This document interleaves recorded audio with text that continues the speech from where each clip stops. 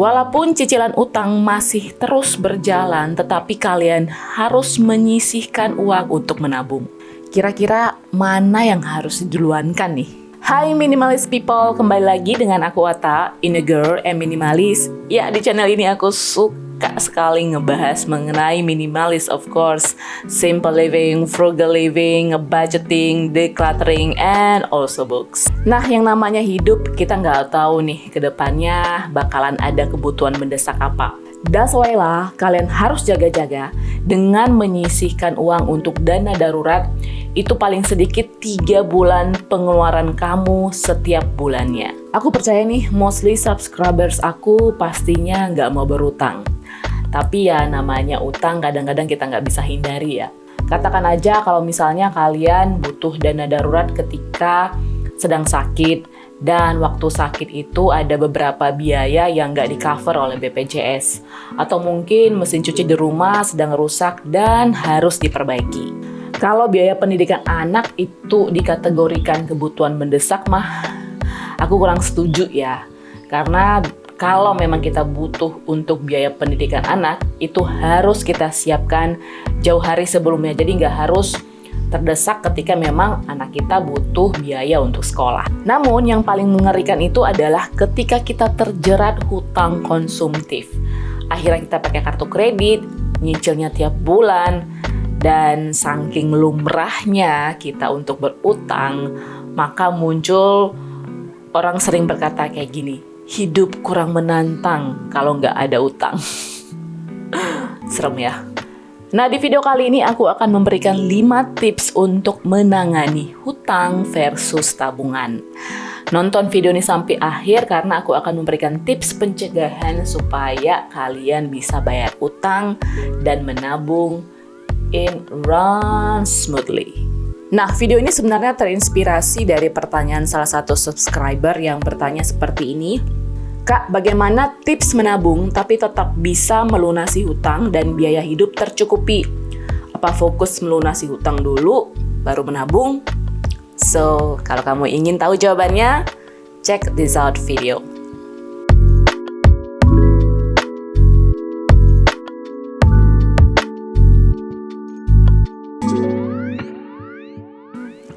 Tips yang pertama adalah catat semua utang kamu dari yang terkecil sampai yang terbesar.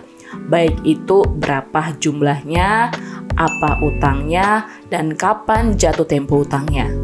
Namun bukan berarti utang yang paling terkecil itu yang paling penting. The magic words is semua prioritas. Menyelesaikan utang dengan metode debt snowball ini yakni membayar utang dari utang yang paling terkecil dulu. Lunasi hutang dengan jumlah pembayaran yang paling kecil. Dan setelah utang yang terkecil itu lunas, lunasi lagi utang berikutnya dengan jumlah yang paling kecil juga.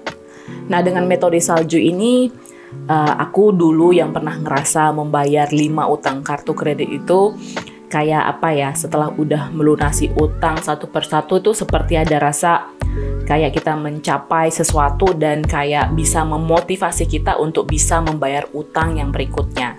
Dan ketika kamu bisa melunasi utang itu satu persatu, nah secara psikologis kamu juga akan merasa lebih tenang dan kayak punya semangat baru nih, motivasi baru untuk bisa melunasi utang yang berikutnya.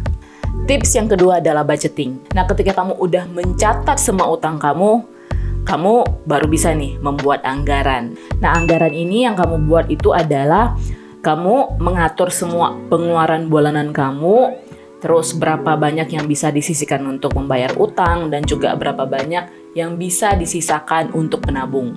Nah, PR kamu adalah mengecek, periksa kembali nih semua tagihan bulanan kayak tagihan listrik, tagihan telepon, tagihan internet, dan pastikan kalau di dalam anggaran itu jangan masukkan biaya-biaya nggak terlalu perlu dan yang nggak terlalu penting. Dan kalau memang bisa, kurangi beberapa biaya yang besar. Nah, biaya yang besar ini biasanya adalah biaya kebutuhan sehari-hari atau kebutuhan makan. Alih-alih kamu mencoba untuk mengurangi pengeluaran yang kecil, aku sarankan untuk fokus untuk mengurangi pengeluaran yang besar. Seperti yang aku sebutkan tadi, pengeluaran yang paling besar itu biasanya adalah kebutuhan rumah tangga atau makanan setiap hari. Nah, kamu bisa ngurangi dengan memasak setiap hari di rumah. Atau mungkin bisa kayak biasanya kamu udah langganan TV kabel, nah kamu bisa memutuskan untuk nggak berlangganan lagi. Dan sisa uang yang sudah kamu budgeting, nah sisanya itu nggak perlu banyak-banyak untuk ditabung. Kalau memang kamu bisa mampu hanya menabung 2% dari gaji, nggak apa-apa, just do it. Nanti kalau misalnya utang kamu satu persatu udah lunas, nah kamu bisa menambah persentase tabungan kamu tiap bulannya. And the magic words is consistent. Artinya kamu harus tetap konsisten dalam membayar utang dan juga menyimpan uang secara teratur. Tips yang ketiga adalah hidup sesuai kemampuan kamu. Artinya jangan lebih besar pasak daripada tiang, jangan lebih besar pengeluaran dari penghasilan.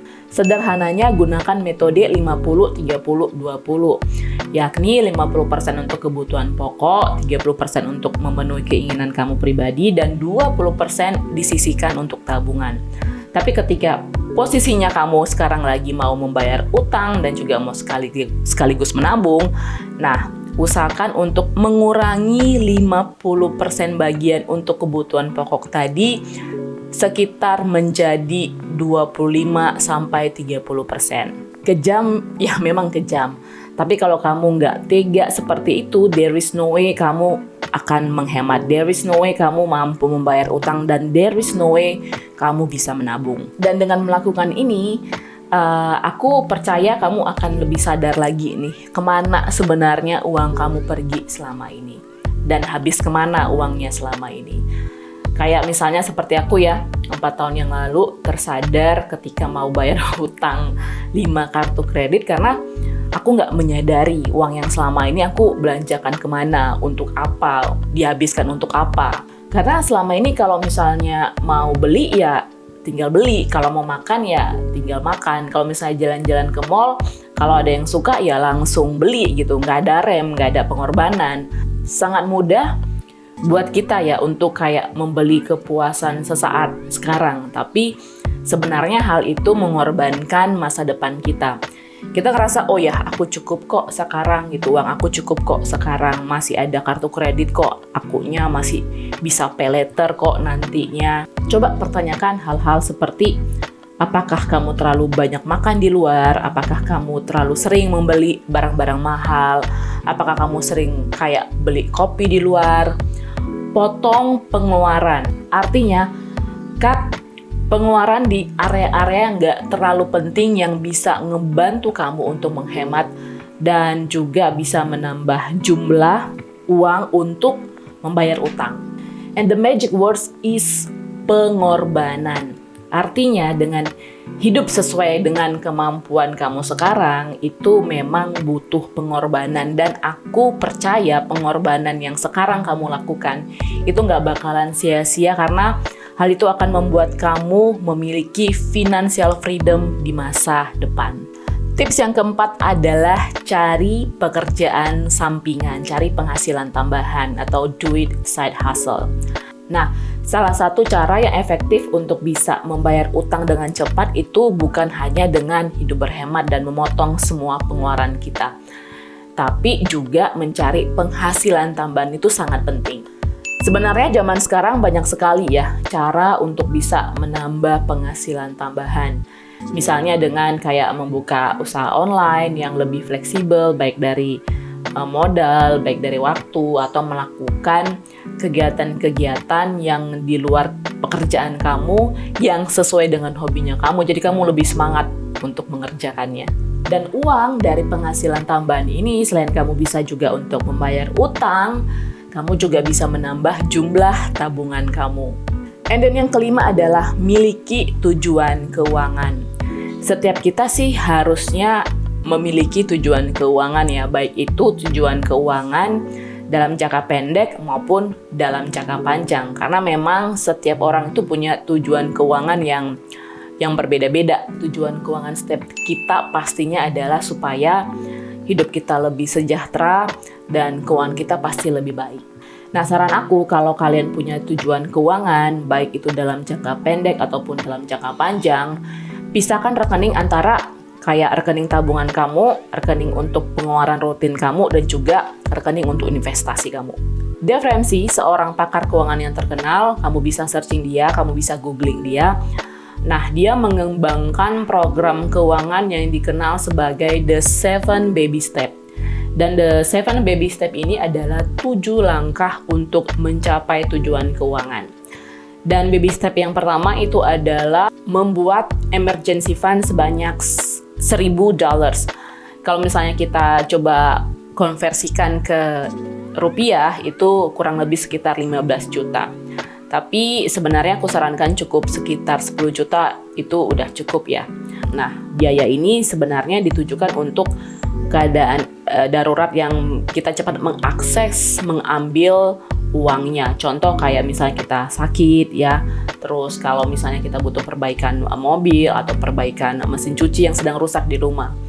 And then yang kedua, baby step yang kedua adalah membayar semua utang kamu dengan metode debt snowball yang sudah aku sebutkan tadi.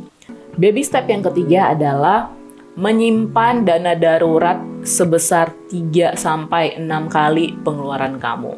Baby step yang keempat adalah menyimpan 15% dari pendapatan kamu untuk dana pensiun.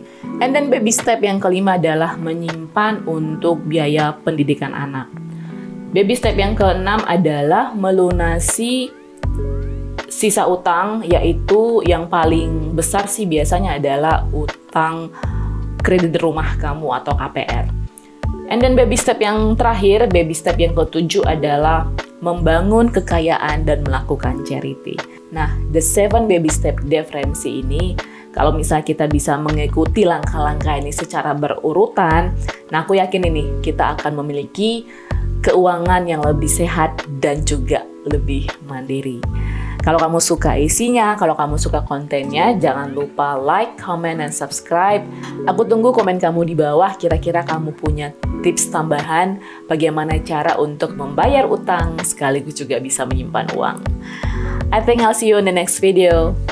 Bye-bye!